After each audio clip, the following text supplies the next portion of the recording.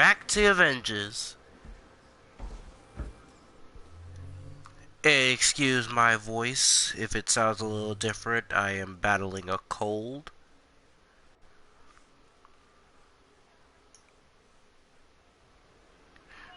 Battling and barely surviving, but surviving nonetheless.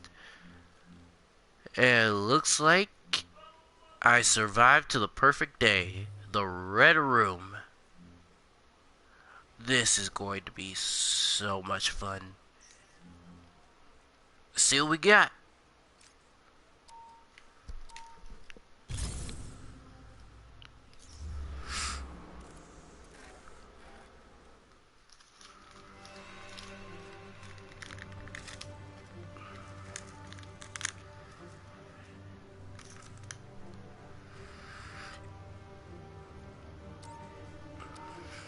As you can see in about now, that I did not waste time purchasing the Hulk skin.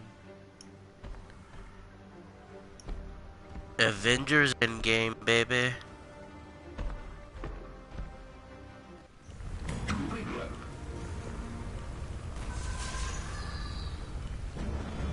Let's do this. Now, I might be rusty, because I haven't played in a while. Busy playing Yakuza. But it shouldn't be too bad.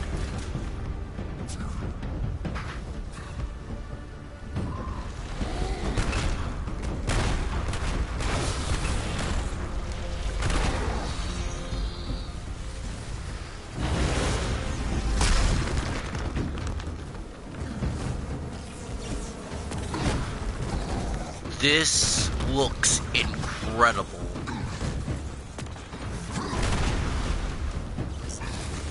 Like, I'm actually scared. Like, this looks intimidating.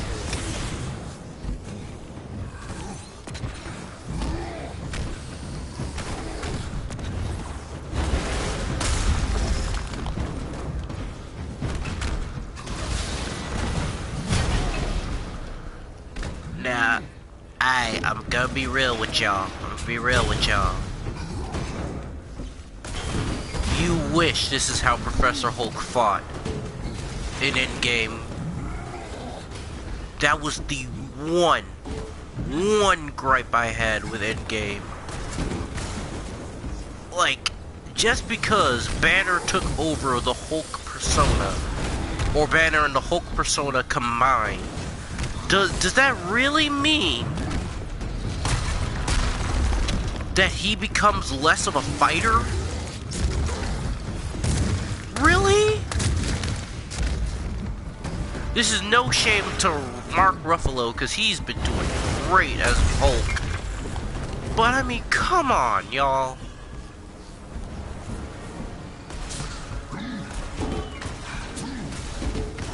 Like, this was the same Hulk body that before getting completely wrecked by Thanos, okay, he was charging in, going to work, boxing Thanos' face.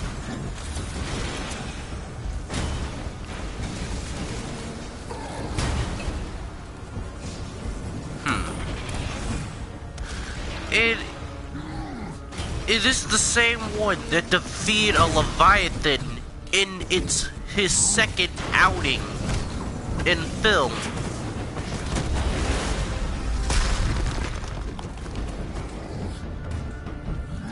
Look, if you don't know, a Leviathan is that giant serpent-like Shatari creature.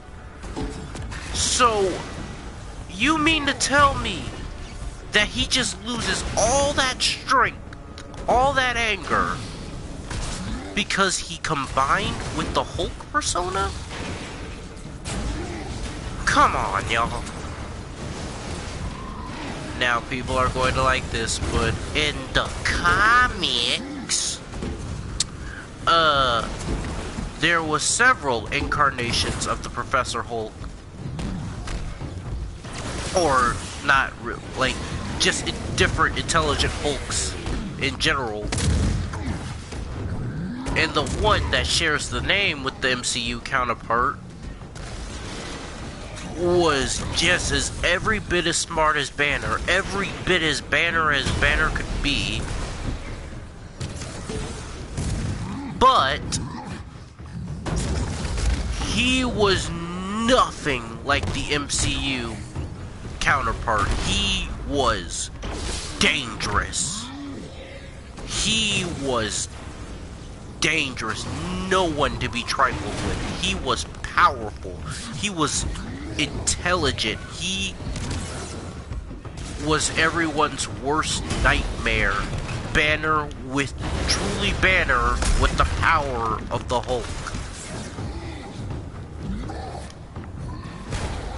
And the thing is, it was a bit of a little mix-up here and there with, like, what the Professor Hulk persona was, with the retcons and everything years later.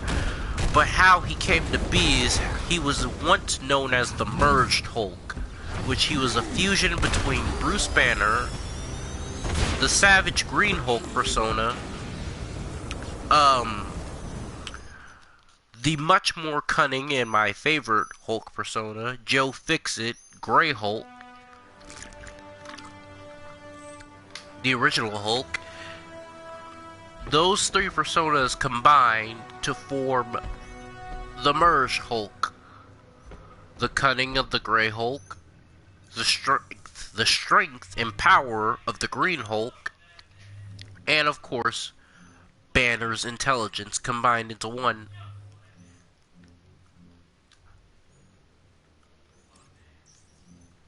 And that's how the Professor Hulk got started. Like, later on, they started calling him the Professor. And decided to drift a little bit more from that Merged Hulk idea. And just decided to just simply call him, like, Professor Hulk. But he was still a fearsome entity throughout his comic book run. Like, he was so powerful that he was afraid of his own strength, so much so that he came up, he was like, at the time, it was like the 90s, 80s type Hulk, so he was the most powerful Hulk ever to be seen given his time. So much so that Bruce put in a failsafe, a mental failsafe, that if this Hulk ever got too angry, sheesh, well, I know what happens when I jump in that. Death. Got it. But as I was saying,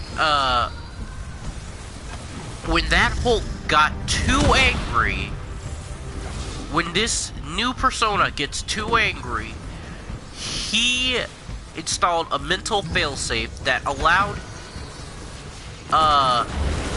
him to transform into the physical body of Bruce Banner, the puny white guy. But the funny thing was that this new body would have the Savage Hulk personality. So that means he would be saying Hulk smash as this tiny 90-pound soaking wet white man. He'd be saying stuff like Hulk smash, things like that. And later when he calmed down, he would revert back to the Professor Hulk form. But yeah, you wouldn't see that in that new MCU movie. With this new MCU Hulk, who, by the way, has a dope jumpsuit. It is dope.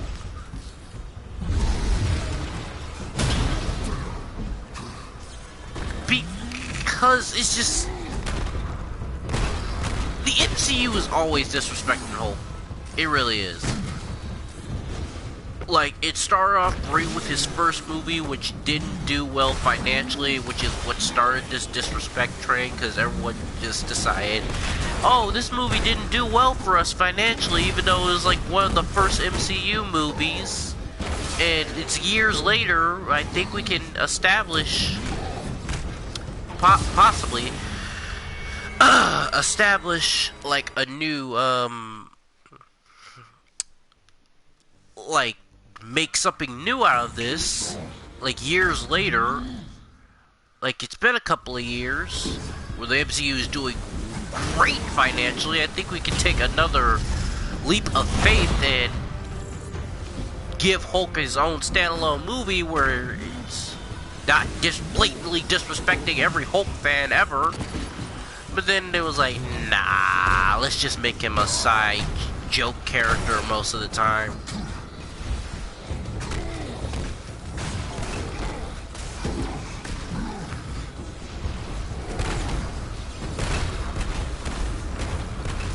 And that's why we had the Professor Hulk you see today in Endgame. Now, I would have been fine if it was just Mark Ruffalo as a giant green Shrek guy. I would have been fine. But I want to see him actually go Hulk mode.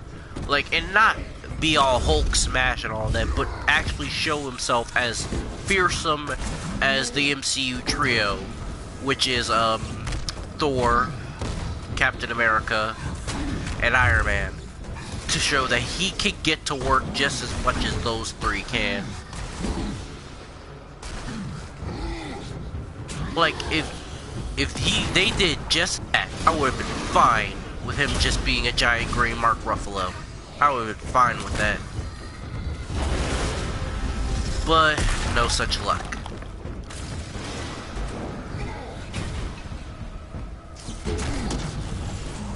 That's why I can't wait for the She-Hulk show that's been rumored, well, not rumored, confirmed to be in the works shortly after all the other films, TV shows, which have been great. WandaVision, Falcon and the Winter Soldier, excellent. And I bet Loki's going to be just as good.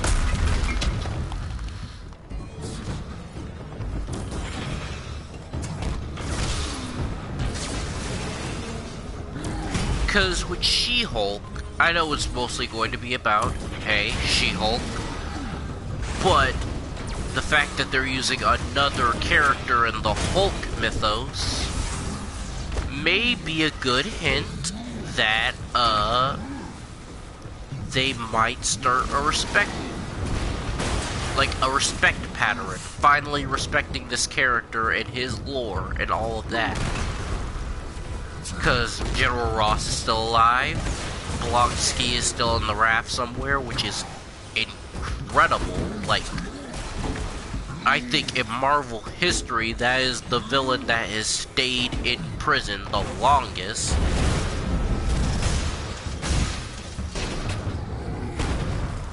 Like, good God, like, just not even in the MCU franchise, but just as Marvel as a whole.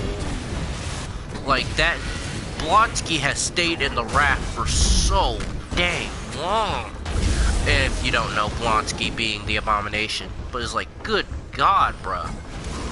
Like, he's been in there for freaking 10 years. Nah, like, with that 5-year gap.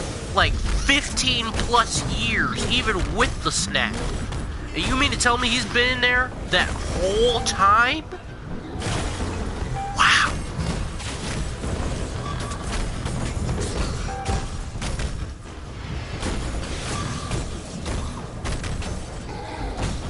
That is just breathtaking.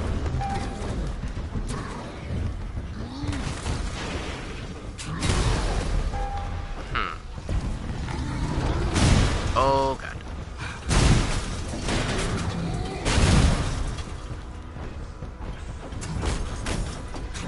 Yep, switching angles, but still, not like that is incredible. Like, for any supervillain to stay in prison for that long,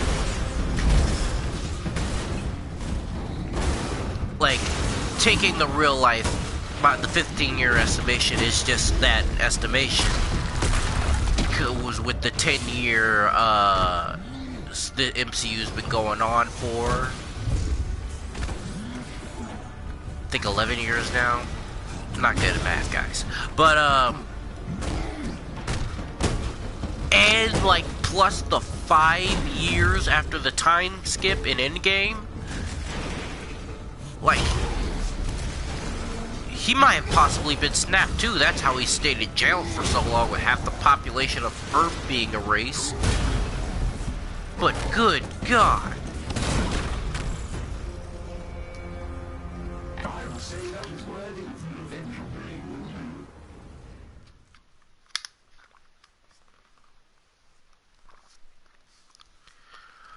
Like, he has been in there for ages.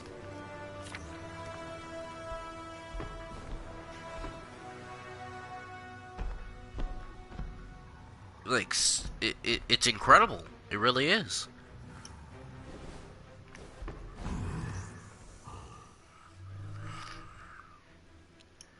Well, but I'm pretty sure he'll make an appearance in the She-Hulk show.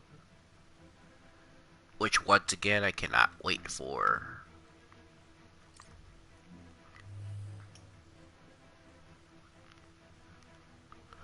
I wonder how they're going to address it, like, how, like, what they'll be taking from the comics, how she actually becomes She-Hulk. Because if you didn't know, how she initially became She-Hulk in the comics is that she was shot.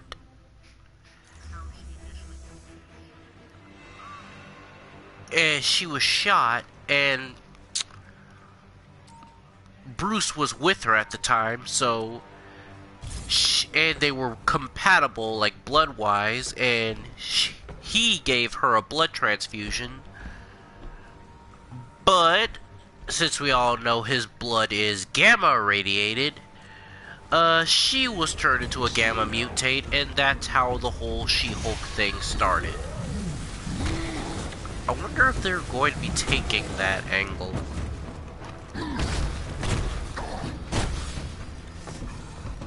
Heck, they might not even take it. It's, like, a little too complicated. Well, as complicated as the MCU can get. That, like, casual fans will just be like,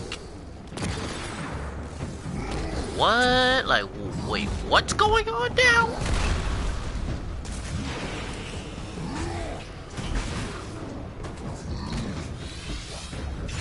But who knows?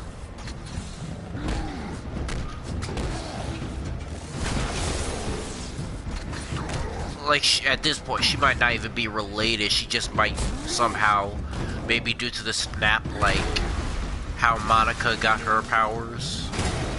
Like, oh, I'm sorry if you didn't know. My bad. Spoilers. Spoiler alert at this point. Well, it wasn't really the snap that gave Monica her powers. It was really, like, all that, nonsense in WandaVision, but I won't be talking about that. I'll just let y'all enjoy that show yourselves. But what I want to know is just, well, I can't wait to see is how they address, like, what Banner's been doing for these past few months.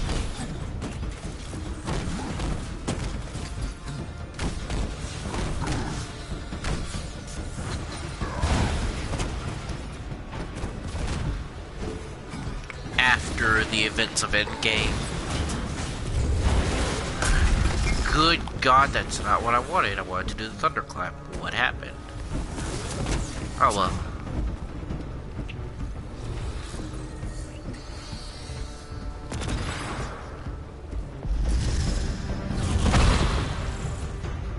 And how Jennifer is dealing with the, you know, the new world.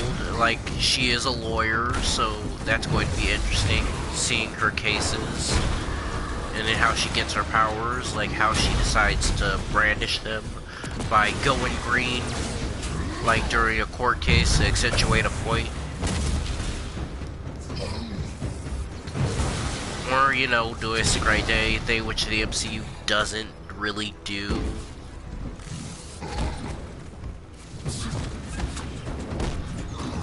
Which, to be fair, it makes a little bit of sense.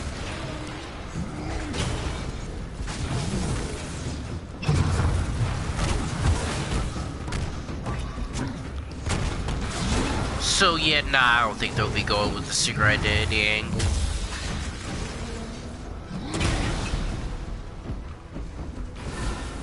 But it'll be very, very interesting. Very interesting.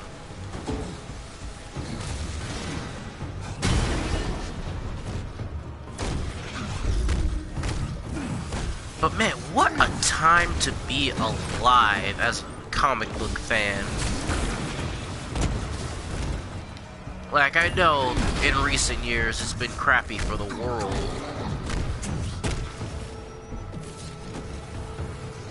But as a comic book fan, my god, it has been great. It has been great.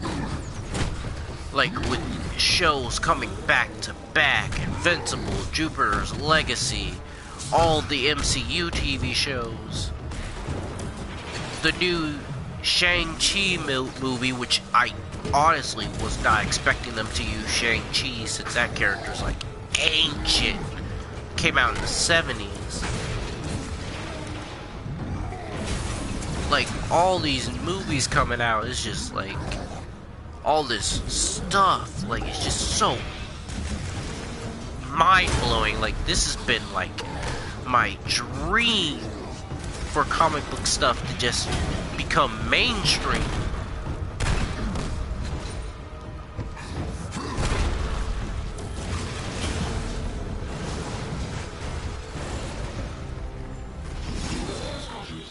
It'd actually be good.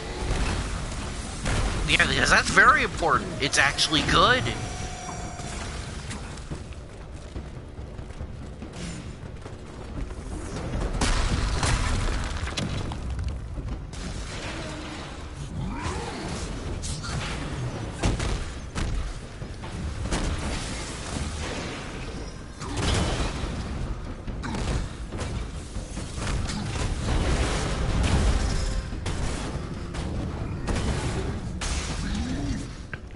So, but it's such a great time.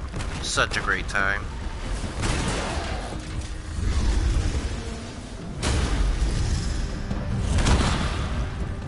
Oh yeah, I didn't even mention like the CW shows. Like The Flash in its most recent season. I think it's its final season, which, dang. Be sad to see it go. And, with that new Superman and Lois show, haven't really watched that. But I've been hearing good things about it. But dang, finally a Superman show after a gazillion years.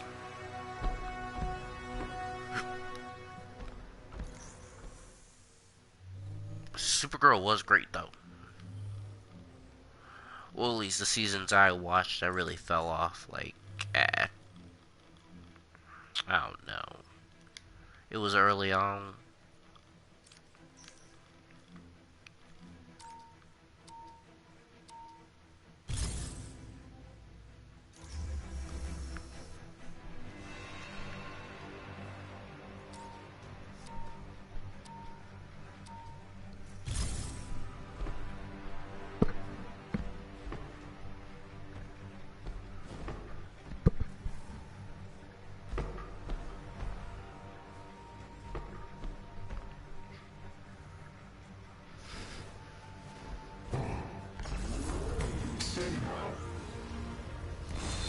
Alright, let's see what we got here. Ooh, the explodey guys. Love those.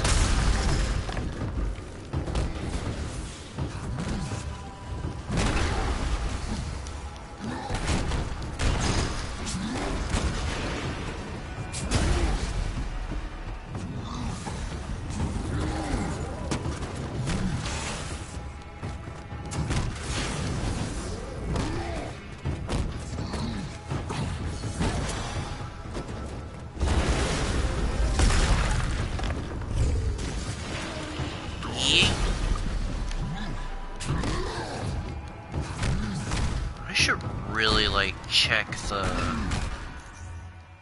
let's see, the objectives. Yeah, that is pretty smart to check that.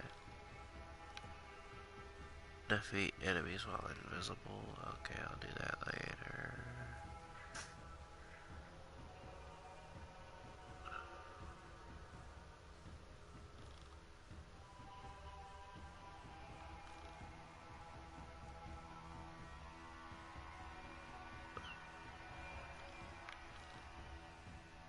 Oh.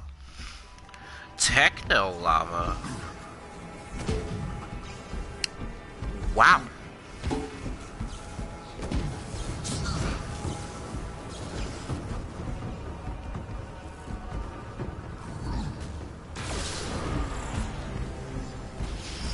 Techno lava. That. Belova, don't you think that's a little bit excessive? Techno lava? Like, god dang, Elena. God dang.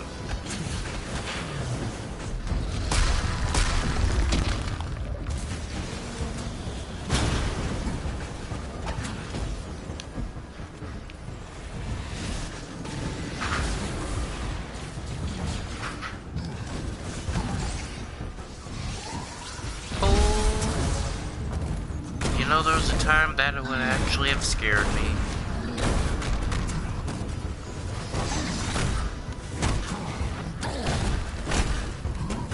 Look how far we've came. My 5 lovely subscribers. Look how far we came from that first stream.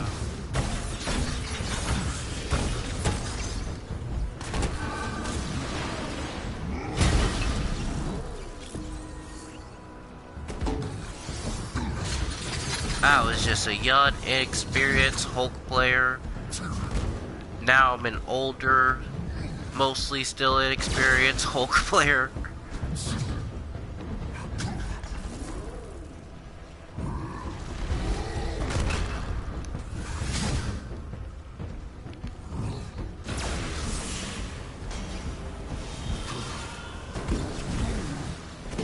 But yeah, it's nice to think about times where everything was fresh and new.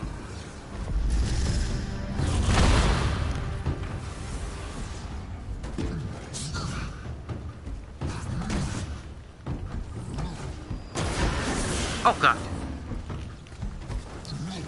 These guys are still annoying though. Hey buddy, let me tell you what I think about your rocket.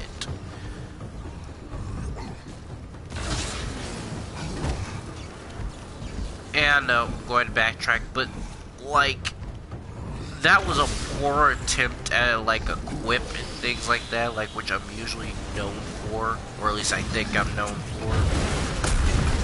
But that's the type of stuff that Professor Hulk used to do all the time in comic Professor Hulk. Like say like quips, like he quipped like Spider-Man, man.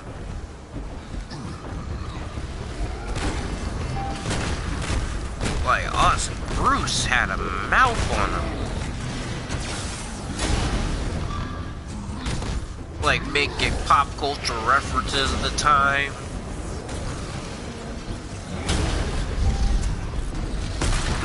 Like he was almost indistinguishable from Iron Man from that era. Spider-Man, like anyone who had a mouth on him, like Hawkeye, all of them. He was the wittiest of the witty.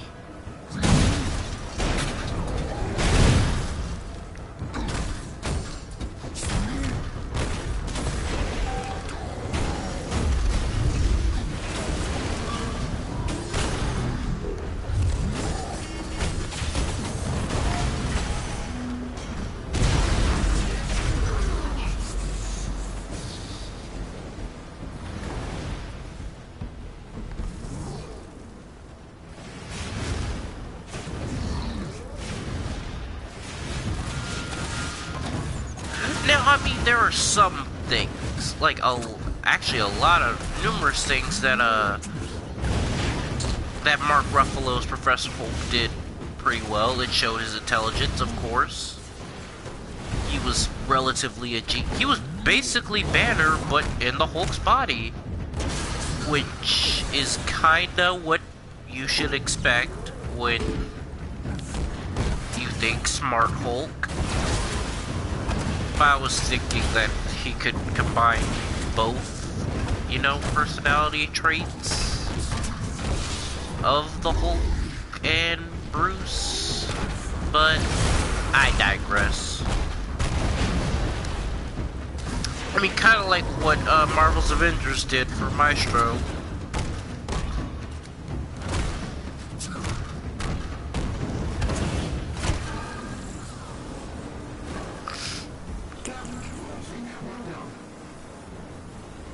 And Bruce's, like, combining Bruce's cynicism with the Hulk's aggressiveness, which combined after like 30 years of being a harsh timeline where pretty much everything went wrong. And yeah, you get the wonderful concoction of a jaded genocidal maniac with the power of a nuke. So yeah. But I mean, minus the genocidal maniac part, like, he was pretty much Professor Hulk. And actually, that is kind of perfect, because that was the first one, like, his biggest villains, Professor Hulk, was Maestro, like, in the Future Imperfect storyline, where he traveled to the future, and God, I really need to stop jumping into Techno Lava.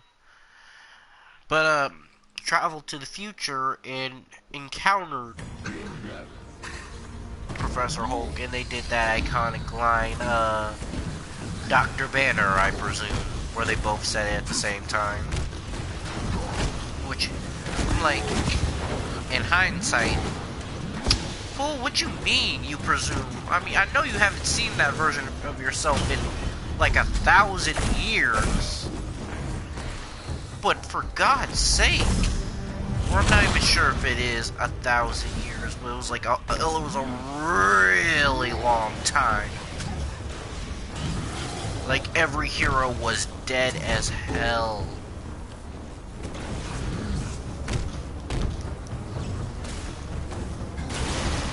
But, well, and Maestro is heavily insinuated that he killed, once again, jumping into Technolava, but Maestro, like, was heavily insinuated that he killed most of the heroes, which I'm calling cap, because it, not the only one. Like, I'm sure he killed a good bit of them, but, I don't think he killed as many as one would believe he did, because in the art for, like, the Future Perfect, like, the cover art and all of that, like, we see in Maestro's throne room and depicted, we see all the weapons, armament, and gear, like, the heroes use, like, Wolverine's claws, which I don't even know how the hell he managed that. Cap's shield, of course, Thor's hammer, Mjolnir. God dang it, my cold voice made me butcher that name.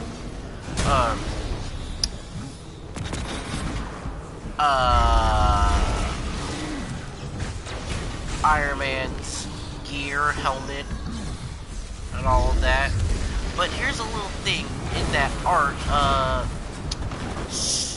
a little hint can be seen. Superman's cape is in there, which, yeah, and that's not right. So, unless there's some multiversal and legal shenanigans afoot here, or that art is very much not canon and is not Maestro's actual kill count, then we can safely assume Maestro did kill a good number of the heroes and villains, but I don't think he killed that many. I think he was just showing his throne room to, you know, display his power. Because in the new run, Maestro run with Peter David, and with the latest, like, Maestro, War and Pax,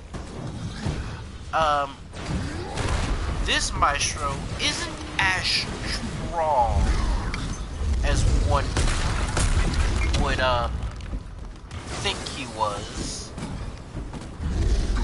Or will he become as strong as Maestro is at the end? But he didn't really use his strength as much as one thinks he would. He was more of a tactical fighter.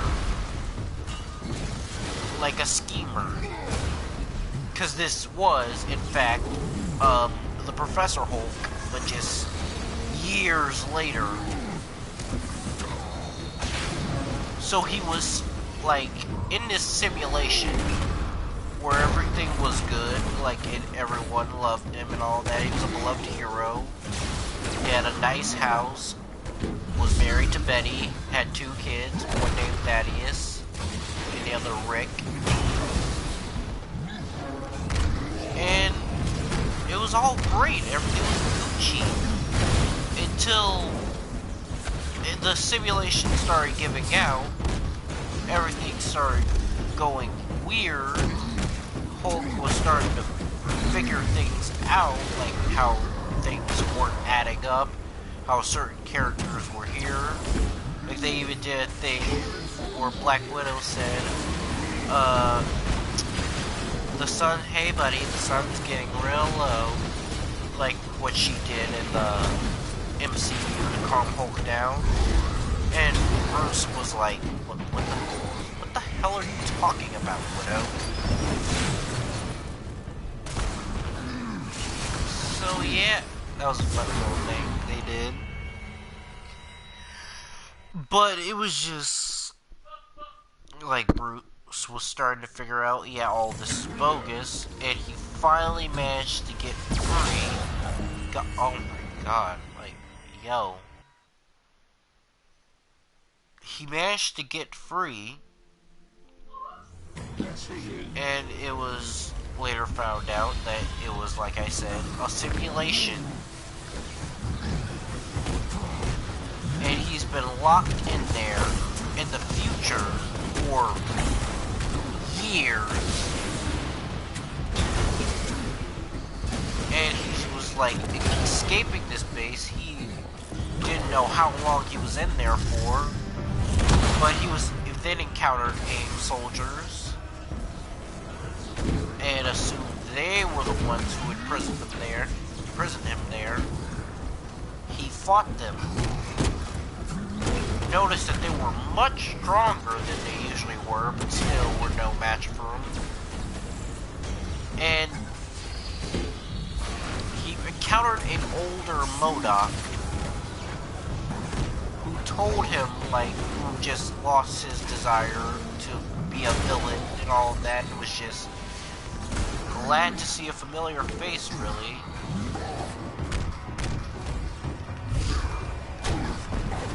It basically told Hulk what was going on.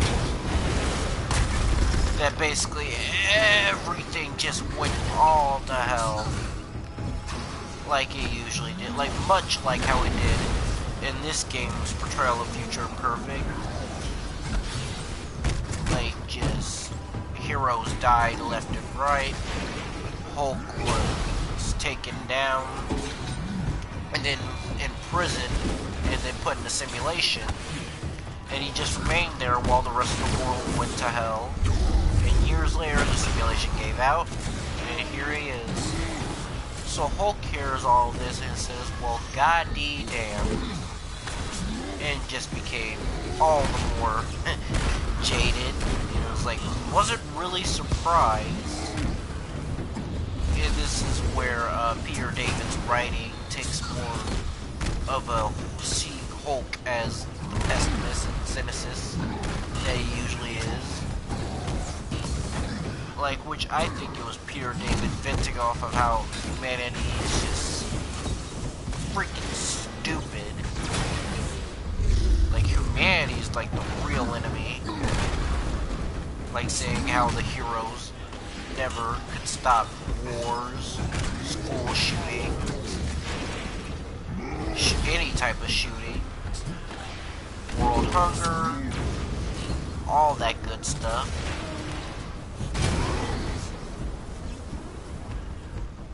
And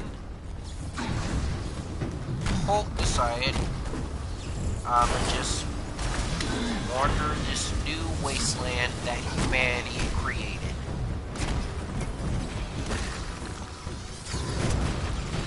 And that comic would go where he would meet an older Rick Jones, who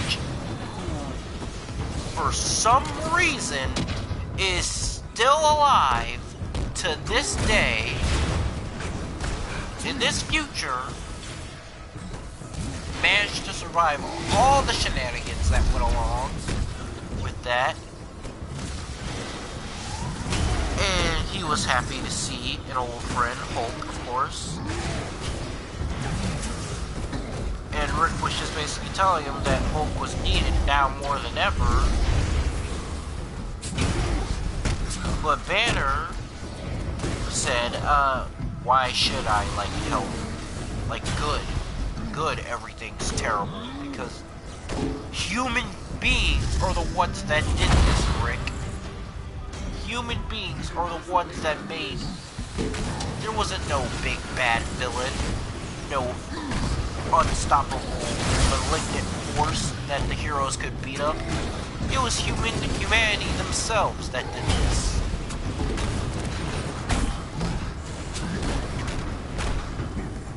Rick was just disappointed,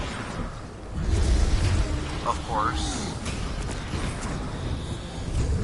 and they left off on pretty bad terms. So, eventually, Hulk managed to find his way to a new city, which was led by a being known as the Maestro. And he later found out that this being would come to be known as, would be an old friend of his, Hercules. Marvel's Hercules. Turns out, he has been, also, unlike Hulk, has been jaded beyond belief by the fact that pretty much, yeah, the world he's been trying to protect for so long just finally just gave out. And Hercules is no longer a hero, he's just a hedonistic conqueror, just parties and drinks all the time. Sleeps around with women day in, day out. Is just living. Not really living. And Hulk decides he wanted to free the people, quote unquote free. Or like I should really like read up again because I might be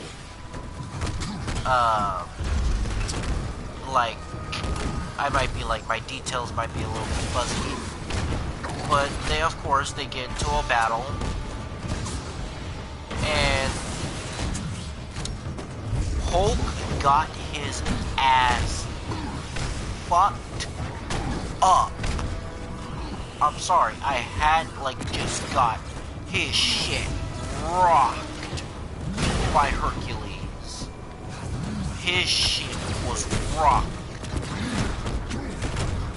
Like, Hercules was just not holding back anymore, because he was holding back all those years when he was, like, more of a noble hero.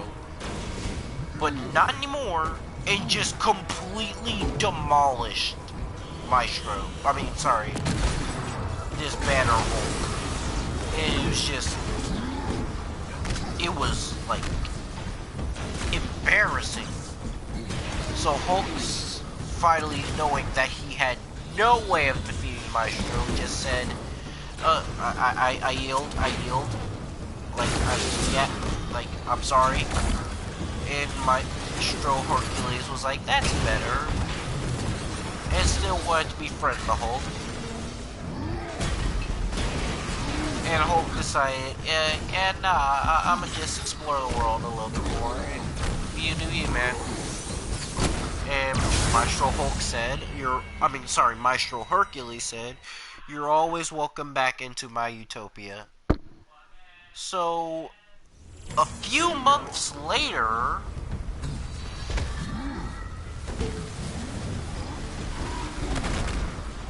Hulk comes back,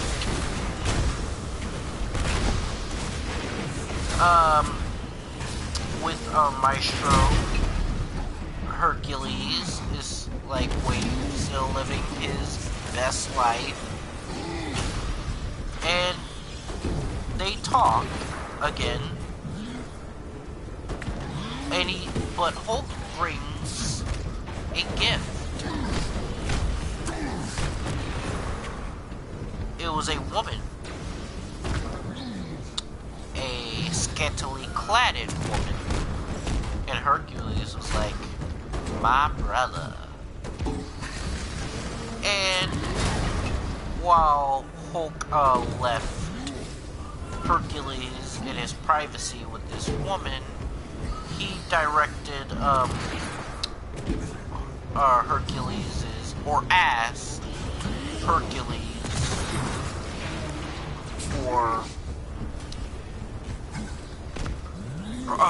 Hercules' assistant where the throne room was, where the Maestro claimed his throne room was, where his throne room was, basically. While Hercules was getting ready to have some fun with the lady, that lady turned out to be one of Hulk's old enemies of the G-Force. No, I'm sorry, UFOs. God, I don't know what. Sick brain, man. Sick brain. The UFOs. And yeah.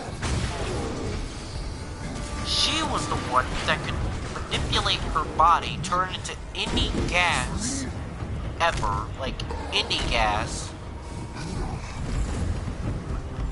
and she turned herself into arsenic, entered Hercules' body, and just poisoned the crap out of him, killing him.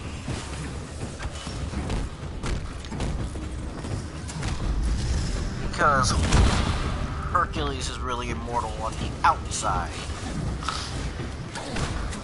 So, with Hercules out of the way, and to tie up loose ends, Maestro hit the lady, the UFO lady, with a ice beam that he found in the same place he woke up from the simulation, the AIM base, froze her, destroyed her,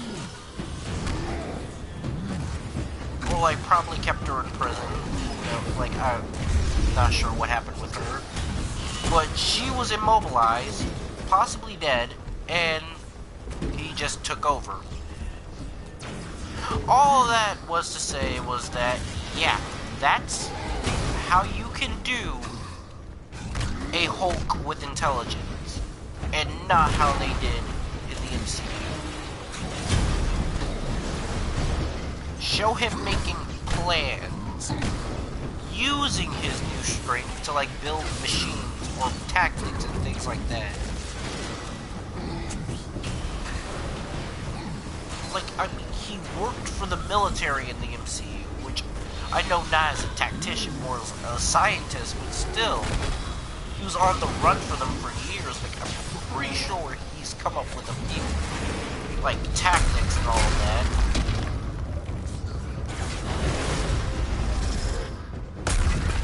In years working as an Avenger, I mean, come on.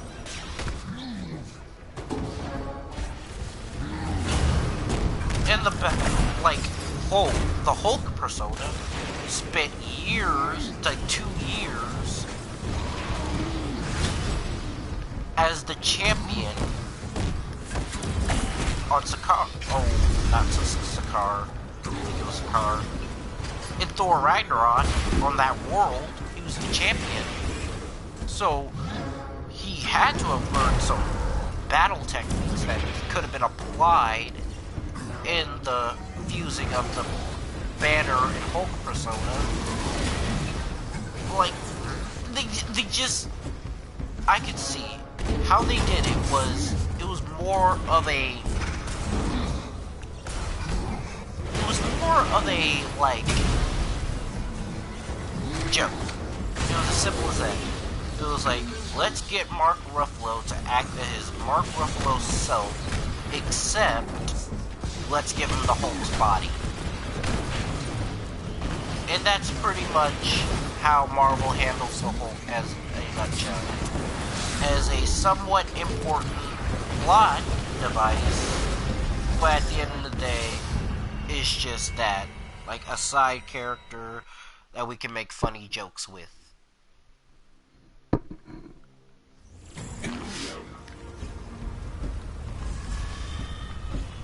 And that's pretty much how he will always be to them for the foreseeable future. That might change, hopefully it does, but that looks like what they're always, the plan. That's the plan for him. But, hey, what can you do?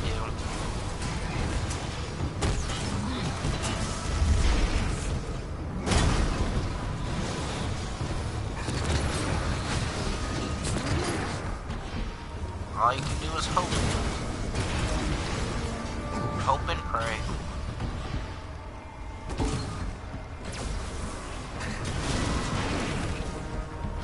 I mean, yeah, there are a bit more serious things to pray for, like, you know, praying for the world to get better. But I mean, I think, I'm not really a pro at praying, but I think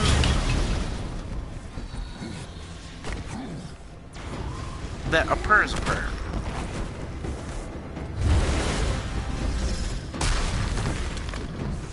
Like a talk with God, it doesn't make things better, it's just asking for advice, or just like it's a conversation. No. A prayer is however you view a communication with God. It could be like a good luck charm, like some hardcore Christians might find that a bit offensive. But like, it's like just hoping that he gives you grace in whatever endeavor you're accomplishing that day, being big or small.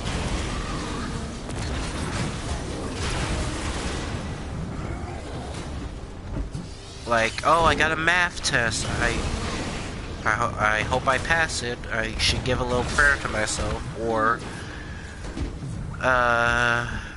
Something big, like my aunt's dying. I really hope that she doesn't die, so I'll pray for her.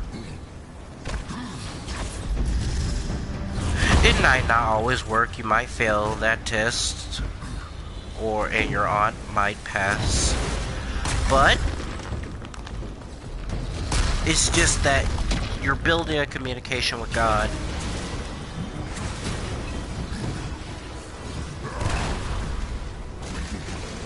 And you're strengthening your spirit.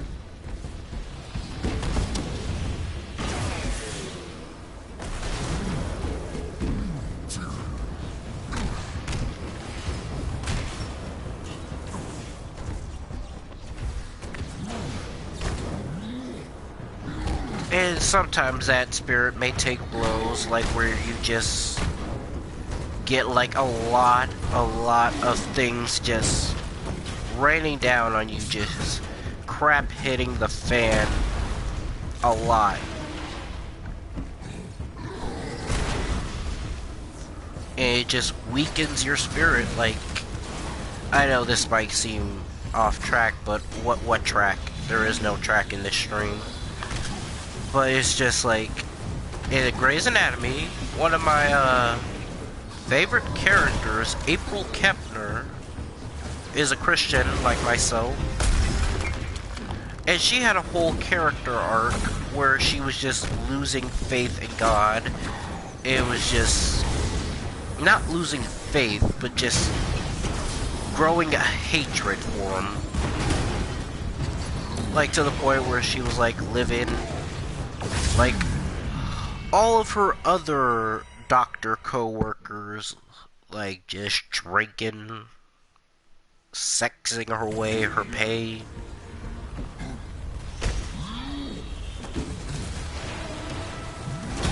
Just becoming as cynical, as mean as everyone else was in that show.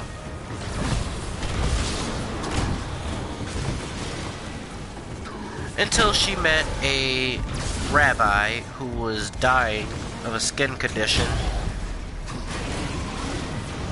I don't think he was a rabbi, I think he was like a preacher of some sort. But, and that conversation with him seemed to like inspire her to rekindle her faith in God.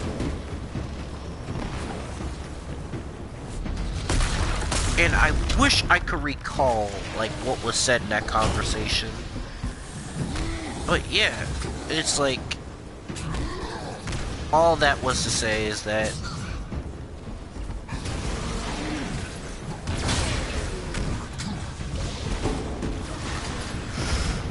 believing in God isn't easy at times. Some people might say it's stupid.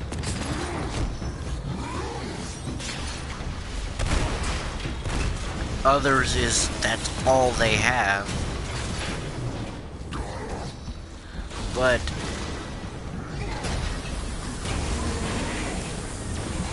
at the end of the day,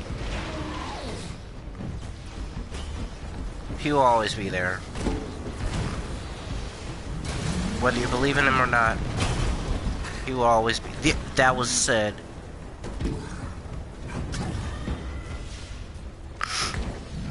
That was what I think what was said in the conversation. He's always there.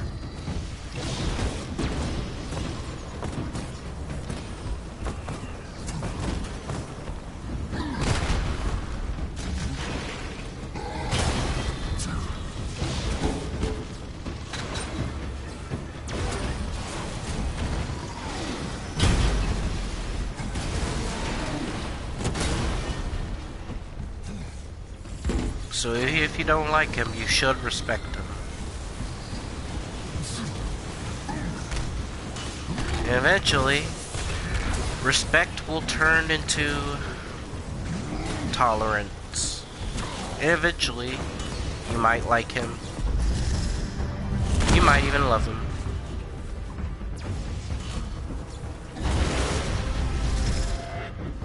But just know he's always going to be there.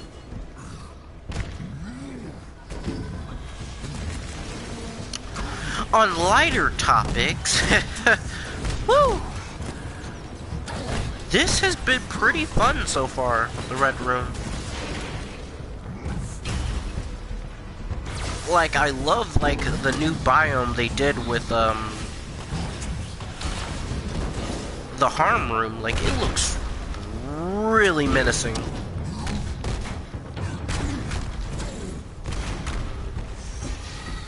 But I wonder, is, like, what do you get out of all of this? Like...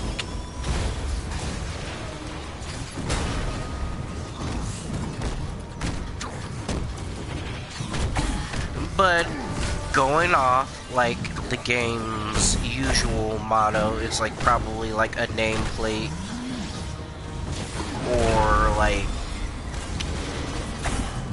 some currency to purchase like a new gear stuff or something like that.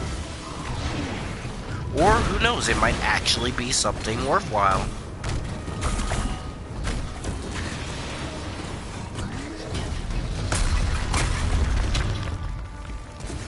Maybe you get like a bunch of resources from it or something like that. Which, those couldn't hurt. You need resources for like when the next character comes out. Black Panther.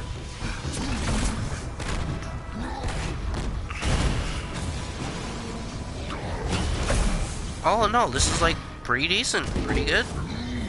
So far.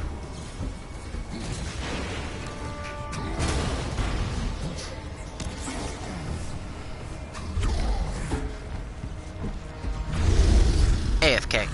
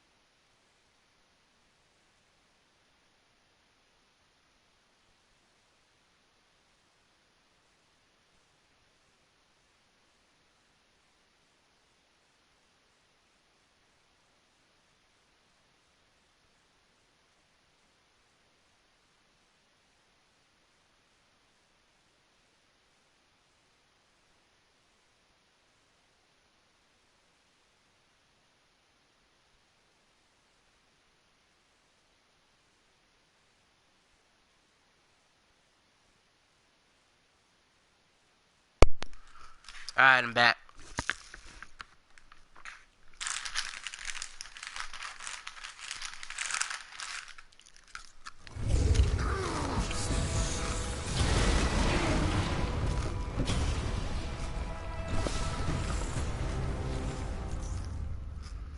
Let's see what I've achieved in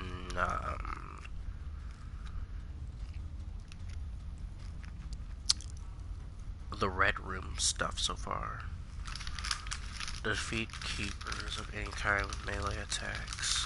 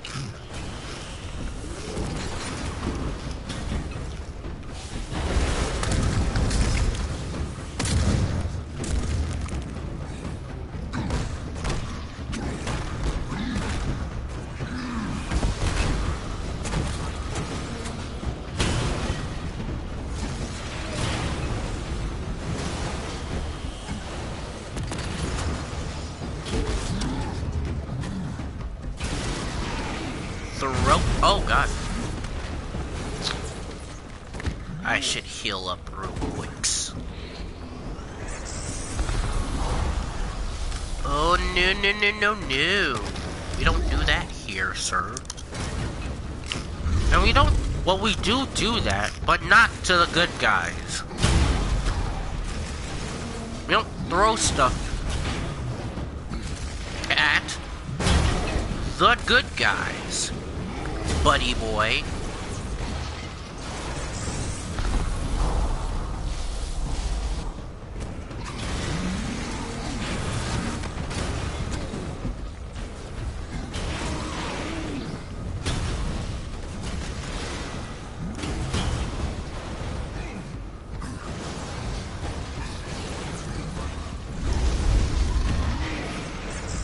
Here's what I want to know. How exactly does one enter the harm room?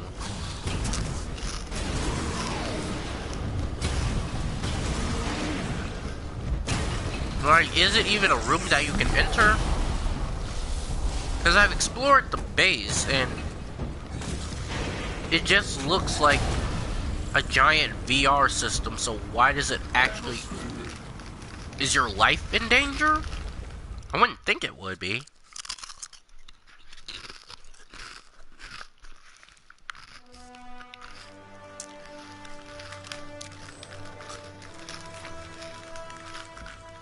Because in the early game story, Banner would definitely not allow Kamala to, like, use it so frivolously.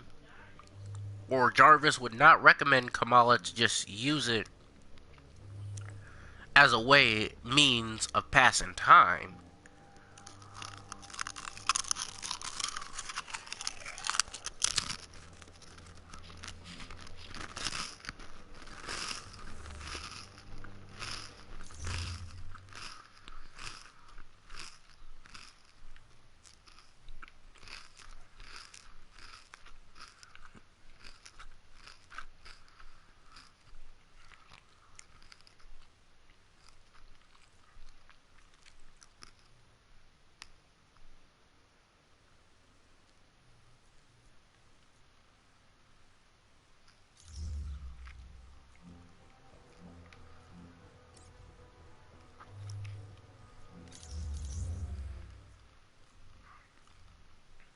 I mean, because if that was the case, like...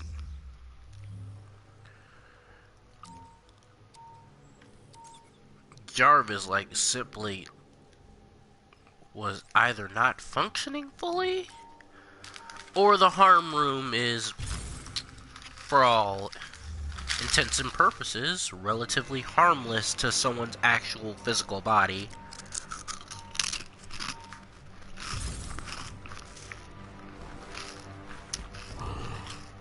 So I don't exactly see what the threat here is.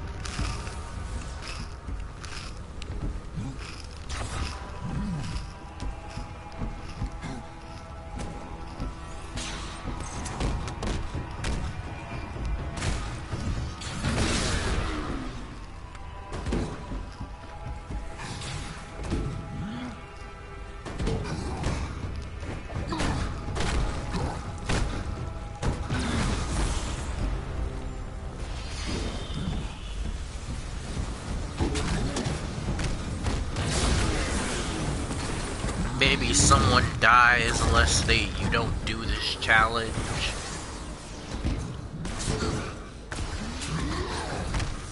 Maybe what was this base called again? The Chimera blows up unless you don't do this challenge in a certain amount of time.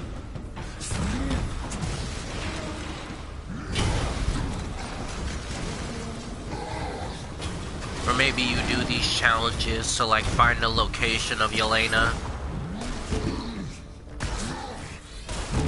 Or that's the plan. You do these challenges to find a way, like, to pinpoint Yelena's location. If you want to go all Spider-Man PS4 Black Cat.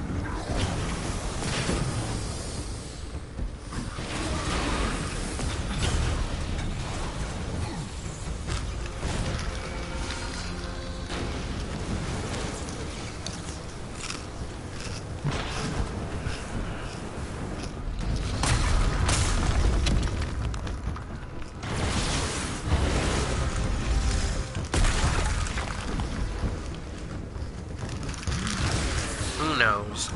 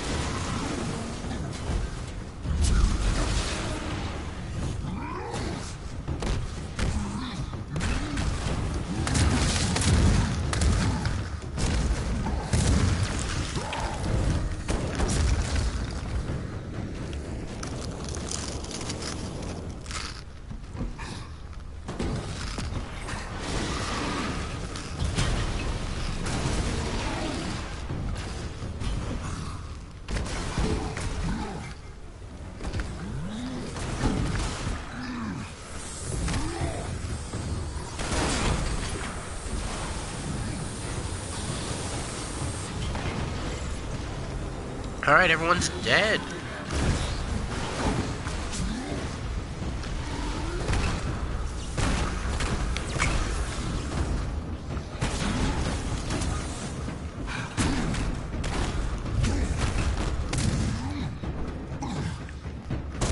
Slam, slam.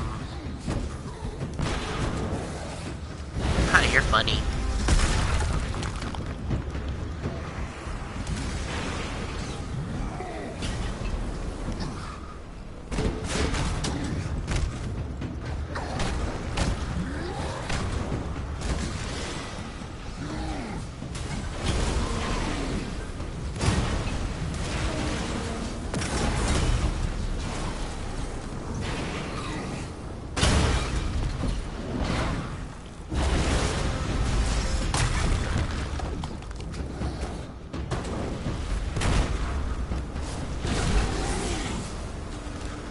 Alright, now everyone's dead.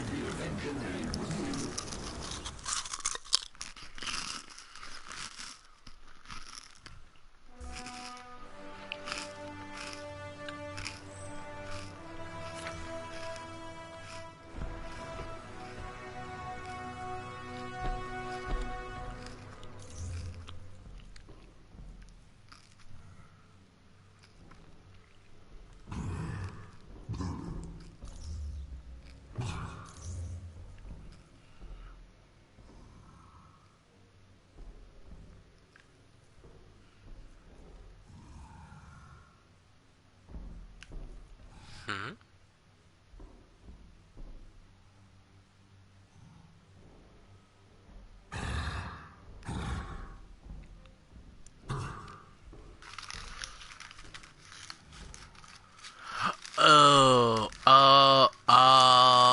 I get it.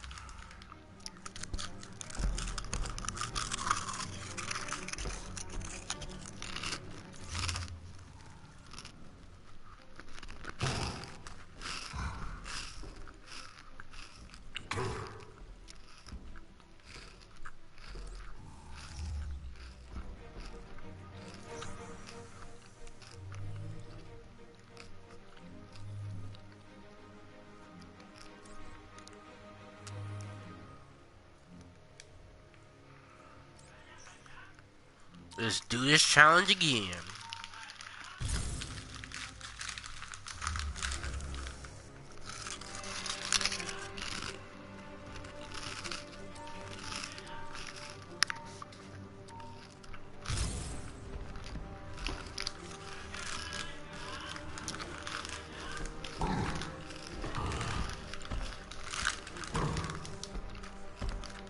Can't toe.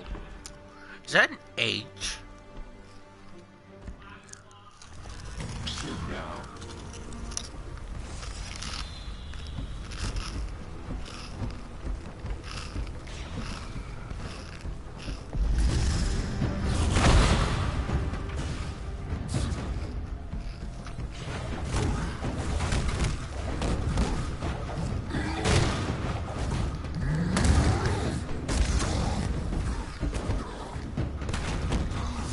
Imagine if Bear did that type of stuff in the movie.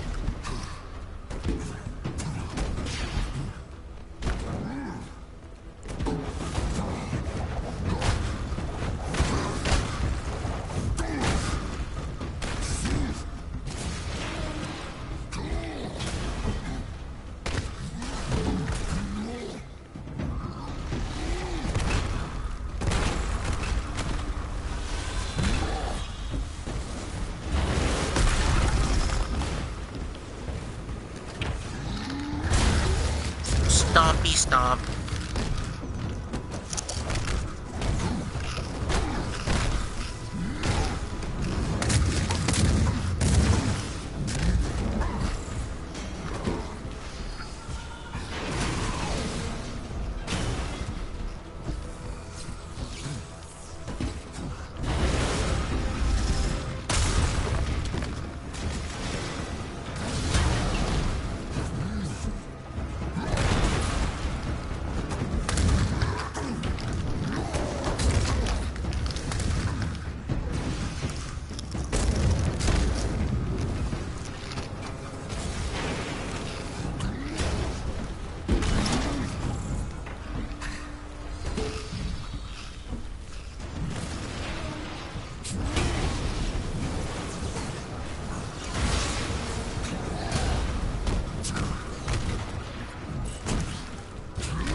So yeah, that raises the question.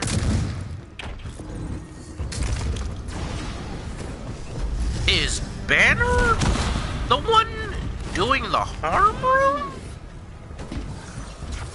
Or did they actually put some VR headset on the Hulk's head, put him in a room, and just have him smash crap? Which sounds like a horrible idea all around. Or is the harm room a hard, like, tangible place?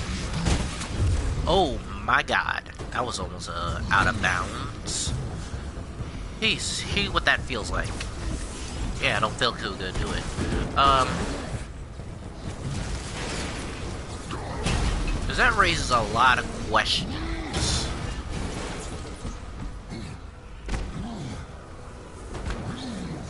A lot of questions.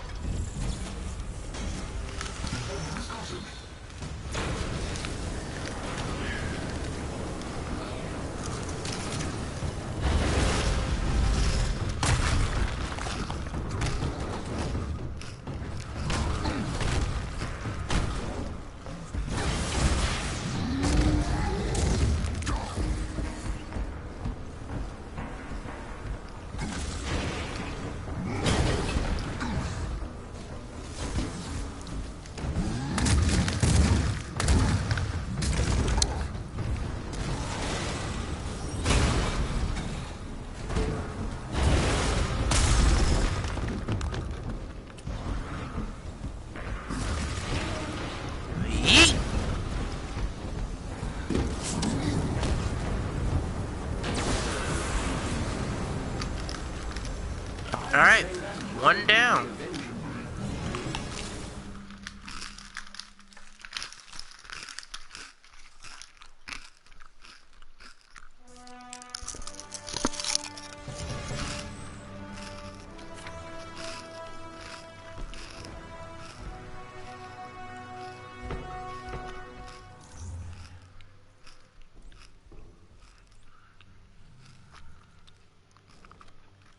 Now let's see what all this champion mess is about.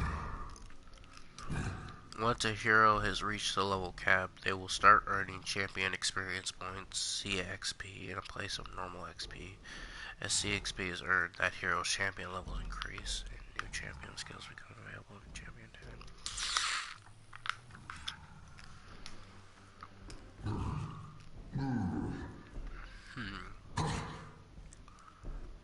Permanently boosts heroic damage by 3. Permanently boosts range damage. Permanently reduce. Now that one will be very useful. Critical. No.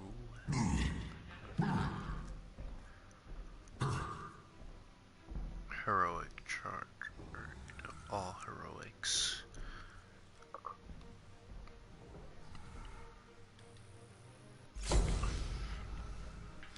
Yes. Let's make Immortal Hulk actually immortal, baby.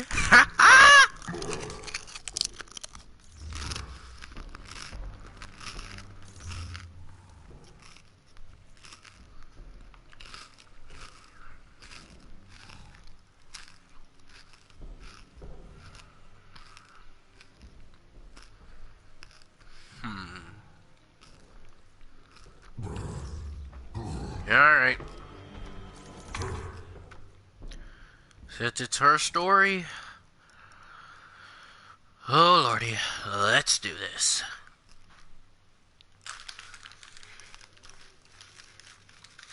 But man, it's like switching to a tank to a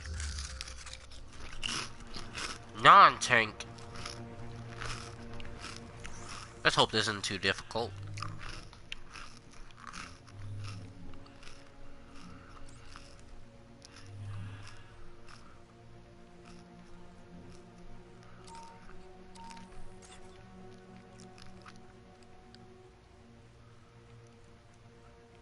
But I mean, my Black Widow isn't bad, so this shouldn't be too bad.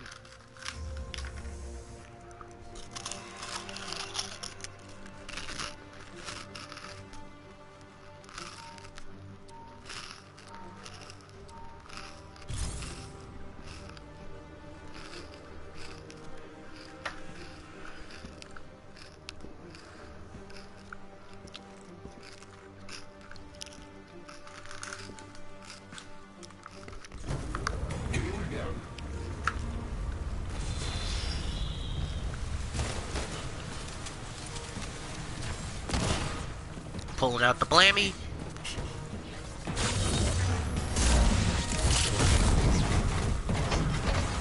And just going with the stealthy.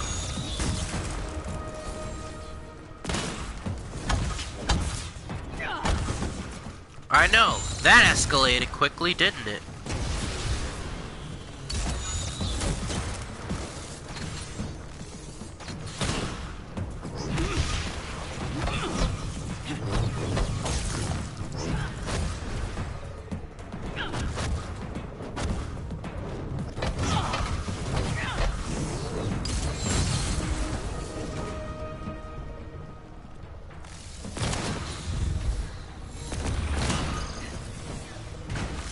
Oh look, ready to go invisible again. Wow, what a shocker.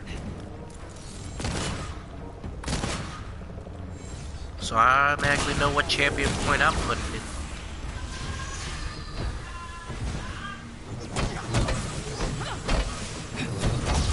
Ooh, Tachyon's raise. Interesting.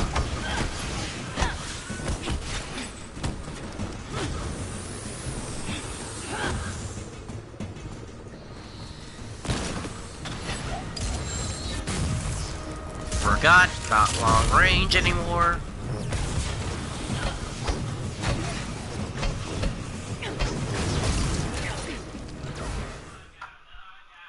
Hold on, God, there was hair in my chips. Shh, nasty.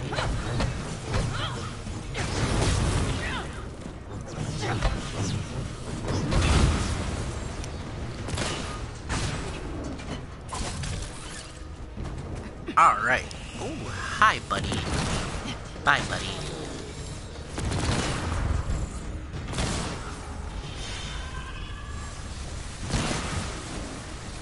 That's a lot.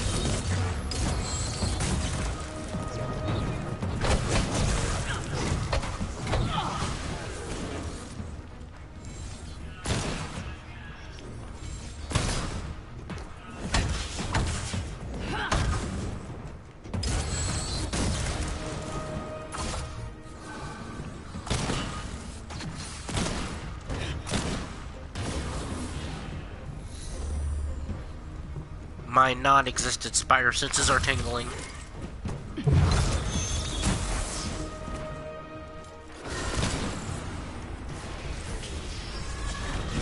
That would have been so funny.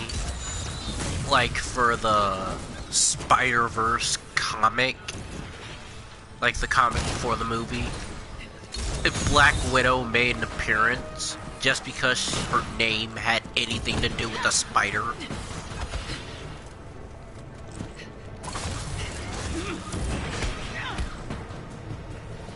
But that would have been a stretch.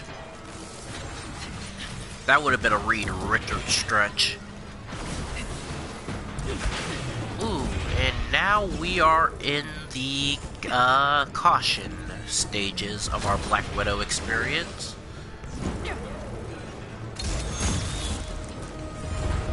Oh, yep.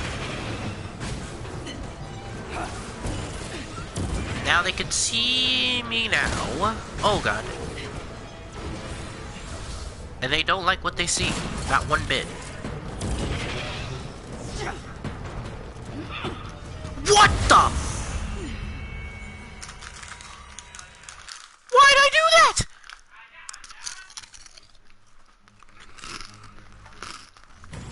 I just rider kicked myself to death.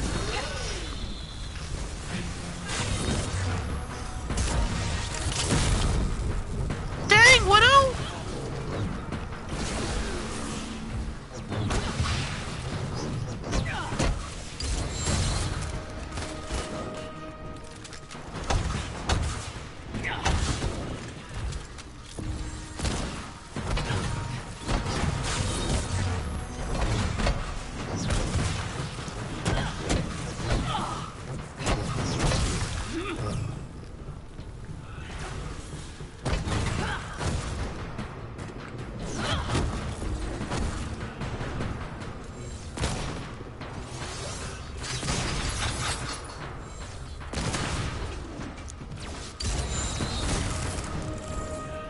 Alright, let's try not to casually kill ourselves this time, shall we?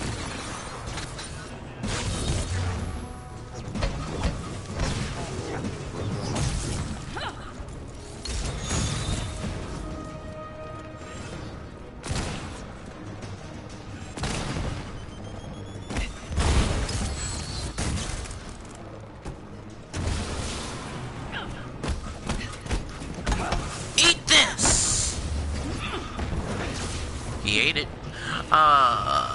With a side of techno lava. God. Why is everything red? I get it's called Red Room, but why? Oh, almost rider kicked myself to death again. Oh god.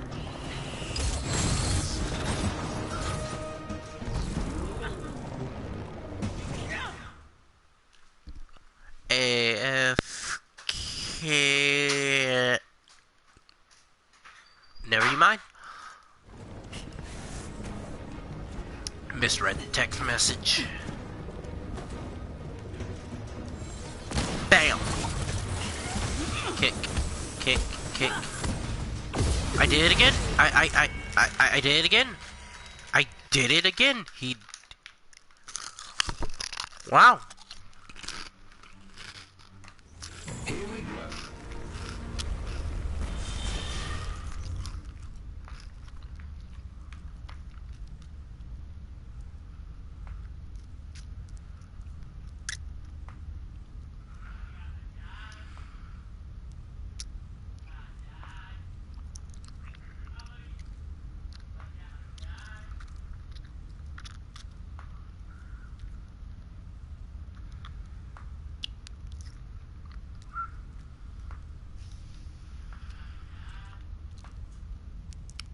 Shoot.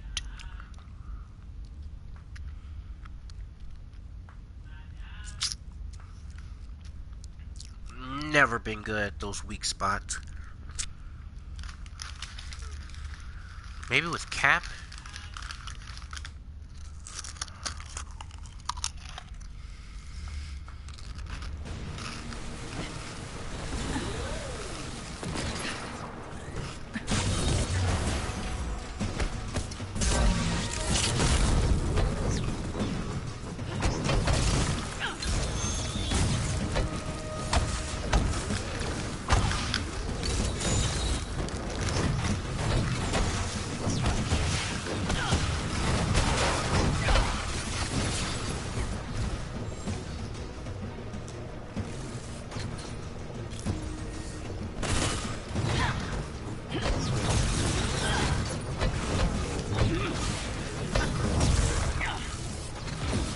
Or maybe Arrow Girl and Boy have a better chance of hitting the weak spots.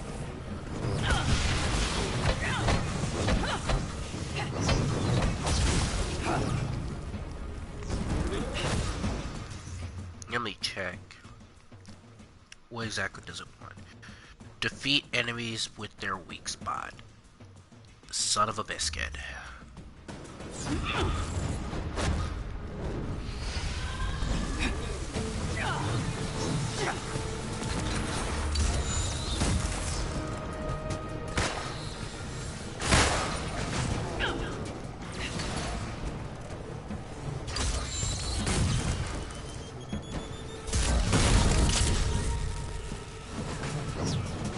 Oh, no, no, no!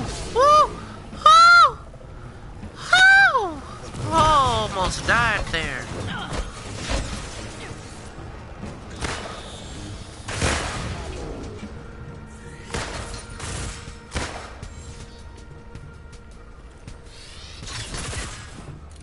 Draw!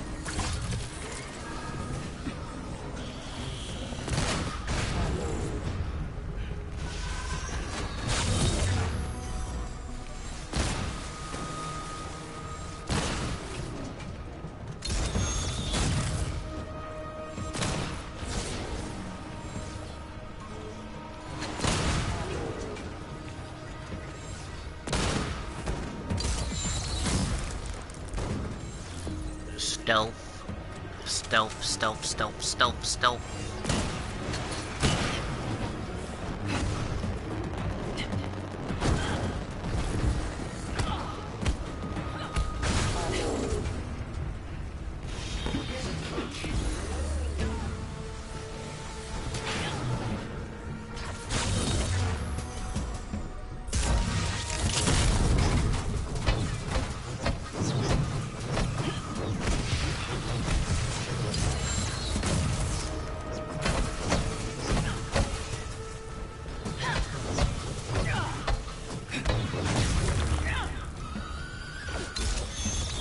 Punch.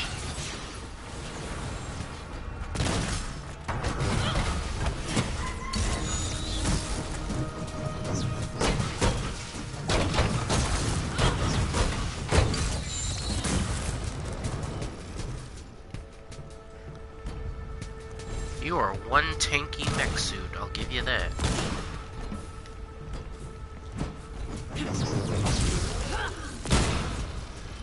But I have the power of an angry Russian woman.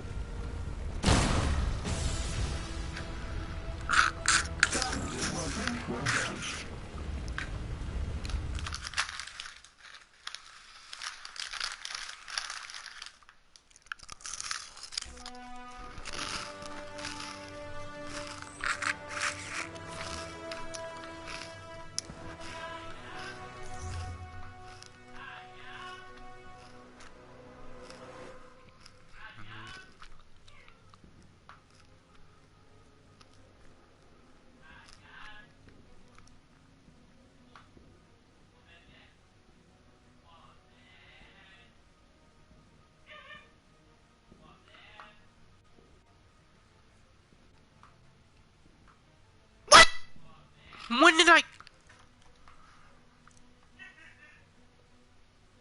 When did I do that?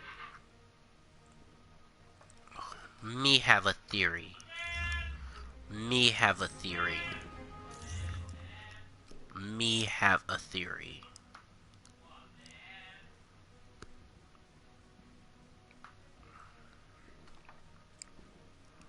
Me have a theory. And that theory is headshots count as weak spots.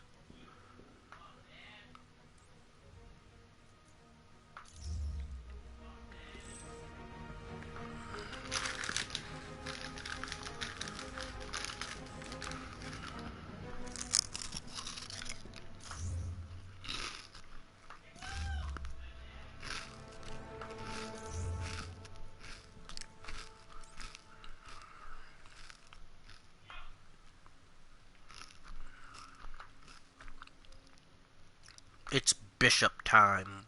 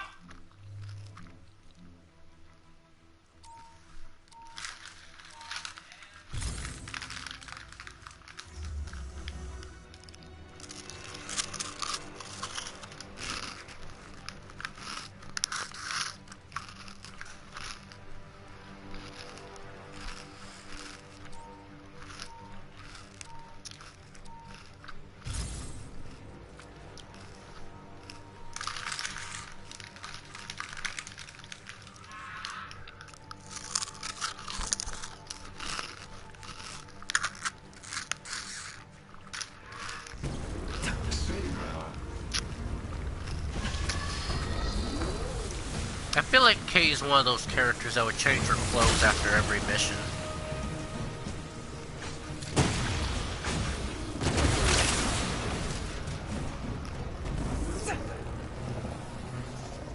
So that's what I'll do with her.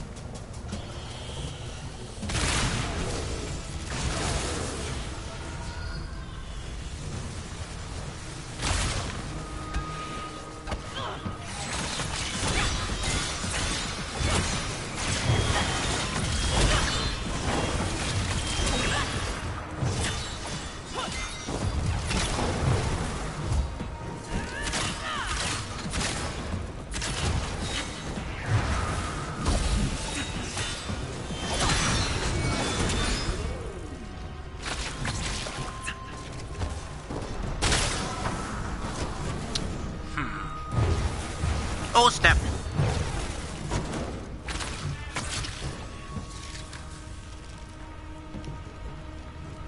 Where'd I be? Where'd I... Hold up and...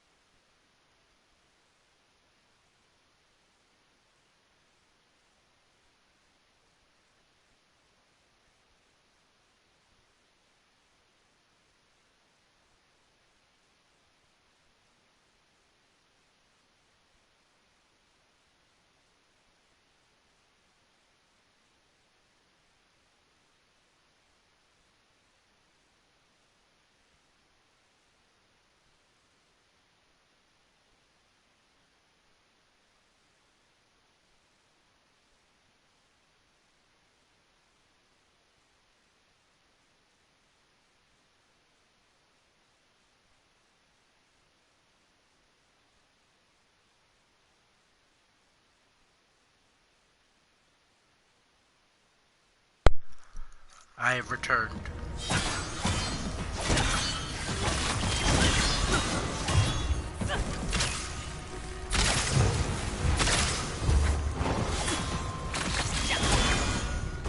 So let me see if I actually learn this weakness.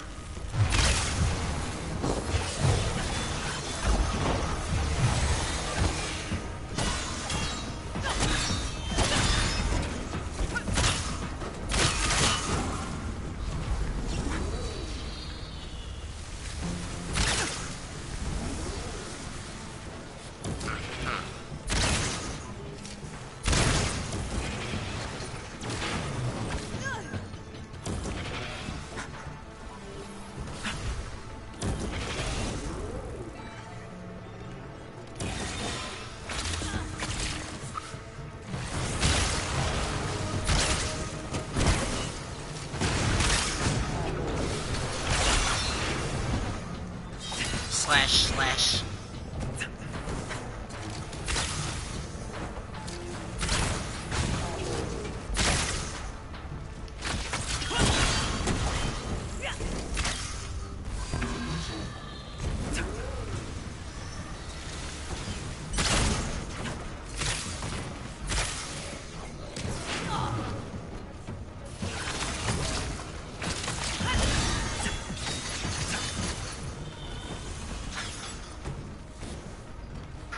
Health, health, health, health.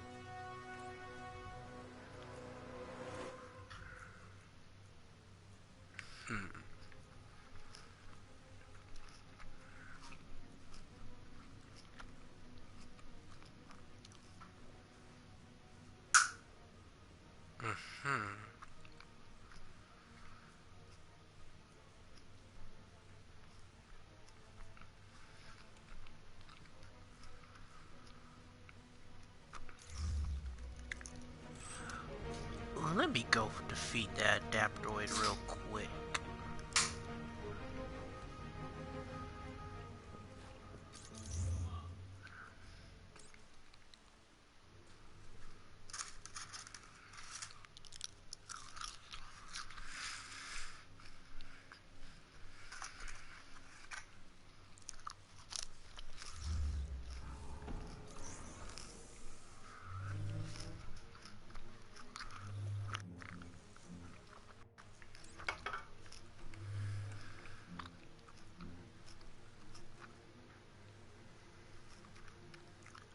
Didn't we learn that sentiment was a weakness? Didn't we understand that people just get in the way? Barton, Rogers, Bishop, Khan, you've collected quite a collection of leverage, or collateral, your choice. Dang. It's cute that you think your little harem room was my target. This was Renaissance, nothing more. We should meet up sometime. Take a walk down memory lane, or lack thereof. Take up all the time you need. I'm patient. Something in Russian. Yelena. Was it not enough for you to steal my greatest achievement from me so many years ago? Now you go snooping around AIM using my name as your alias? You can't think I will let that go so easily. Hello, Natalia. It's been a while. It was almost too easy tracking your movements through AIM's tech. You're getting sloppy. You always were the more cowardly of the two of us, Natalia. Shielding yourself within the rank of your precious Avengers. What will happen when I take that security away? Girl, please.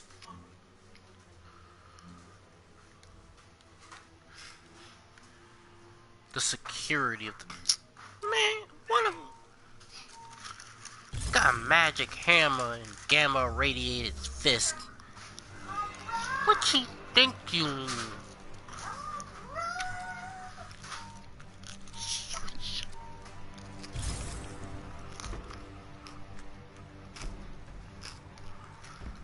Taking that security away from us. What you talking about?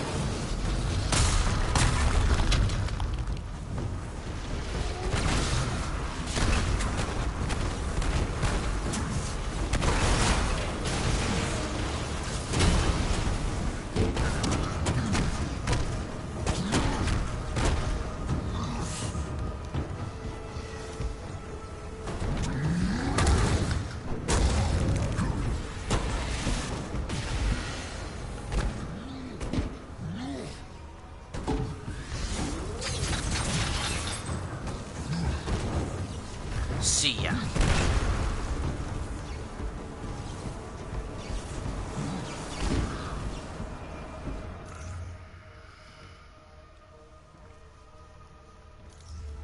Just waiting for that adaptoid game. Hit me with that adaptoid. Hit! Ooh, almost just got copyrighted.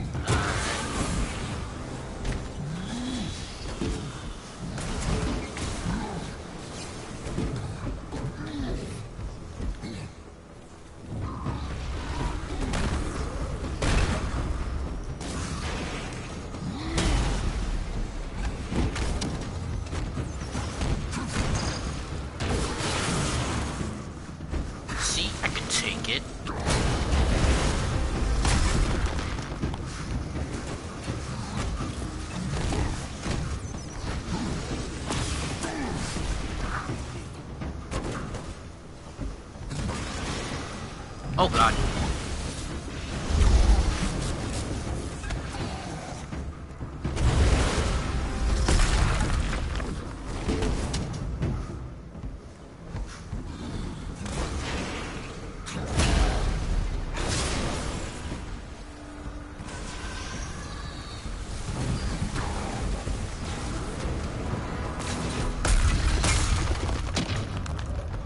Thunderclap.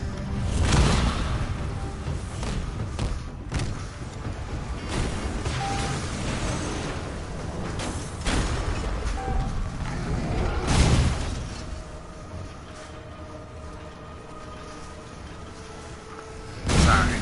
Wait for someone who's not coming.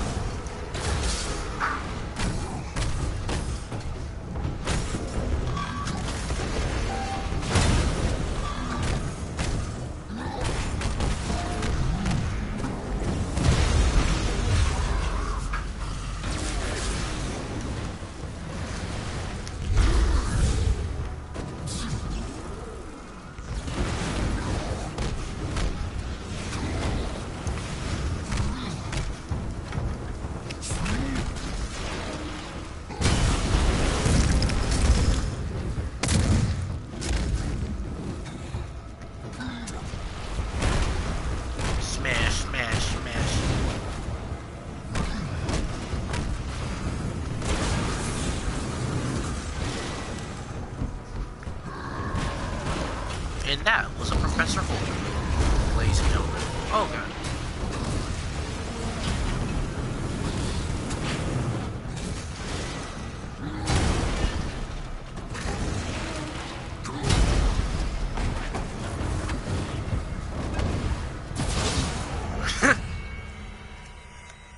Wow. They learn.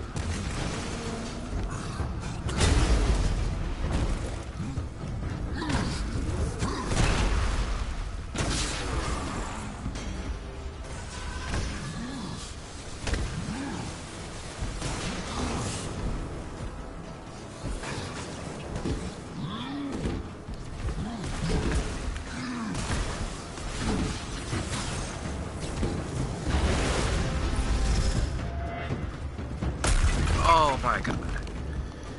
Yo.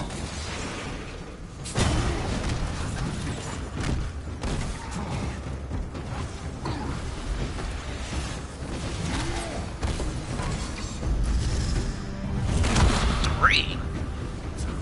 Huh?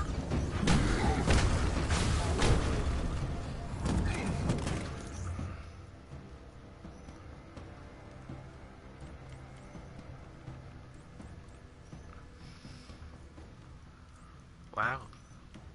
That XP booster does wonders.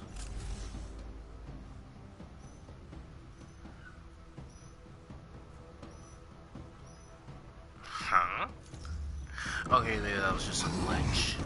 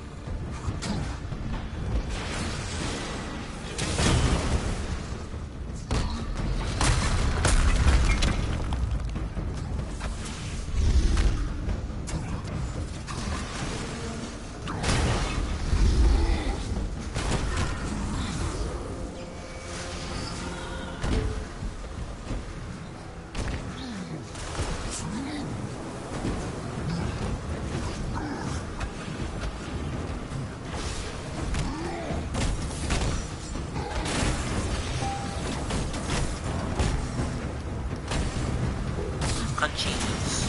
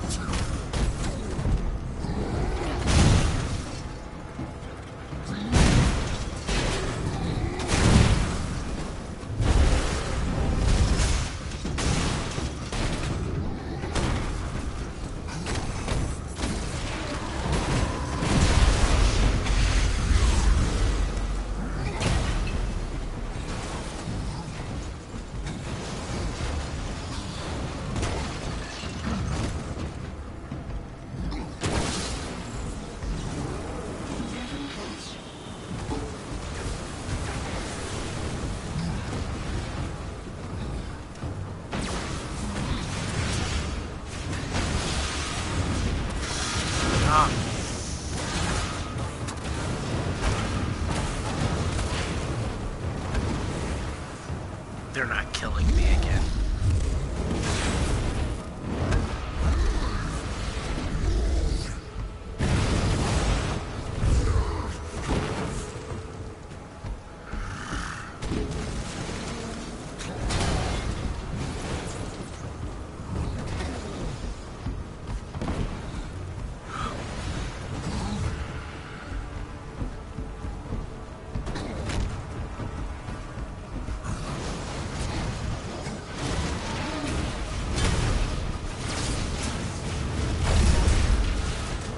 Die, die, die.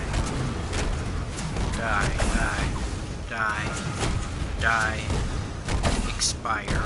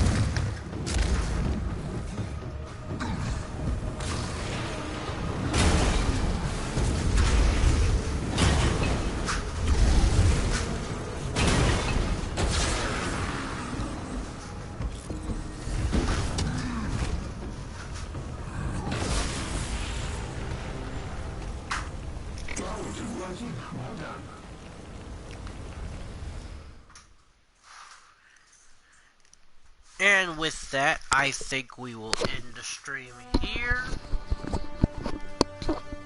Great on you, Square Enix and Crystal, for this great update to Avengers. Can't wait to see more from you guys. It's been fun, my little Petunia.